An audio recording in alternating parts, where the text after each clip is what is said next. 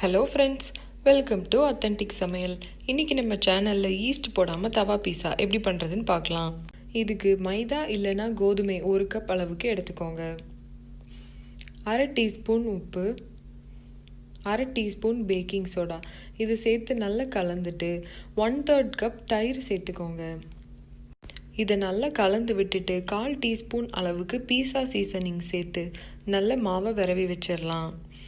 மாவு ரொம்ப கட்டியாக இருக்கக்கூடாது, கொஞ்சம் லூஸாக இருக்கணும். 1 டீஸ்பூன் ஆலிவ் ஆயில் சேர்த்து நல்லா விரவி வச்சுருங்க. மாவு காயாமல் இருக்கிறதுக்காக 1/2 டீஸ்பூன் அளவுக்கு எண்ணெய் இந்த மாதிரி தடவி வச்சுட்டு இது ஒரு 30 நிமிஷத்துக்கு அப்படியே விட்டுறலாம்.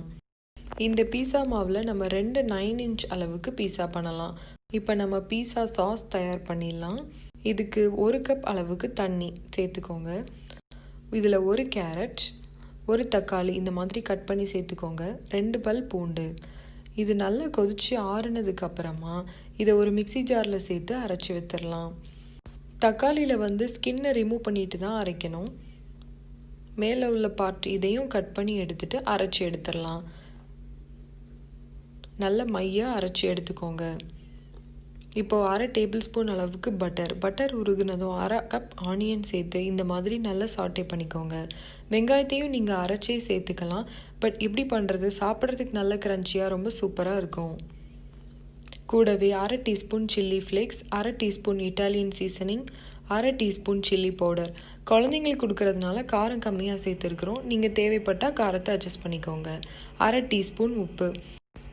இதை கொஞ்ச நேரம் குக் பண்ணிடலாம். இப்போ இது தயாராகிடுச்சு.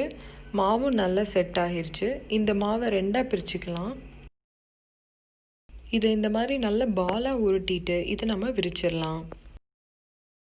இன்றைக்கி நம்ம தின் கிரஸ்ட் பீஸா பண்ண போகிறோம். நம்மளோட அடுத்தடுத்த வீடியோஸில் டிஃப்ரெண்ட் வெரைட்டிஸ் ஆஃப் பீஸா எப்படி பண்ணுறதுன்னு பார்க்கலாம்.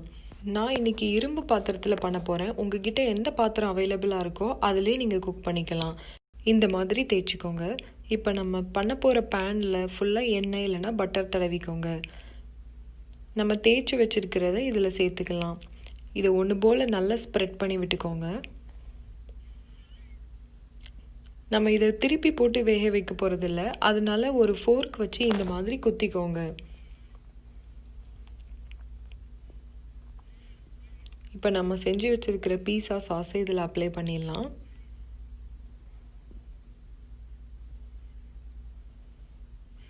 உங்ககிட்ட என்னெல்லாம் காய்கறி இருக்கோ அதை நீங்கள் சேர்த்துக்கலாம். நான் இன்றைக்கி வெங்காயமும் குடமிளகாவும் மட்டும்தான் சேர்த்துக்க போகிறேன். இதில் 1/2 teaspoon pizza seasoning, 1/2 teaspoon red chilli flakes, cheese. நான் இன்றைக்கி மிக்ஸ்டு சீஸ் எடுத்துருக்கிறேன். நீங்கள் மொசரல்லா சீஸ் கிடச்சிச்சின்னா அதை யூஸ் பண்ணுங்கள். இதை இப்போ நம்ம ஸ்டவ்வில் வச்சிடலாம். சுற்றி 1/2 டீஸ்பூன் அளவுக்கு எண்ணெய் இந்த மாதிரி சேர்த்துக்கோங்க. இதை கண்டிப்பாக மூடி வச்சு தான் குக் பண்ணணும். அடுப்பை லோவில் வச்சு குக் பண்ணுங்கள். எனக்கு 8 நிமிஷத்தில் தயாராகிடுச்சு. வெந்துருச்சான்னு பார்க்குறதுக்கு இந்த மாதிரி குத்தி பாருங்கள். இது சூப்பராக தயாராகிடுச்சு. நீங்கள் எடுத்துருக்க பாத்திரத்தை பொறுத்து நம்ம குக் பண்ணுற டைம் மாறலாம். இப்போ நான் கட் பண்ணி காட்டுறேன் பாருங்கள். இது குழந்தைங்களுக்கான ஸ்பெஷல் பீஸா. குழந்தைங்க ரொம்ப விரும்பி சாப்பிடுவாங்க. பாருங்கள் எவ்வளோ சீஸியாக ரொம்ப சூப்பராக நம்மளோட பீஸா தயாராகிருக்கு. இந்த வீடியோ உங்களுக்கு பிடிச்சிருந்துச்சுன்னா அத்தன்டிக் சமையலுக்கு சப்ஸ்கிரைப் பண்ணி பக்கத்தில் இருக்கிற பெல் ஐக்கானை கிளிக் பண்ணுங்கள். தேங்க்யூ ஃபார் வாட்சிங்.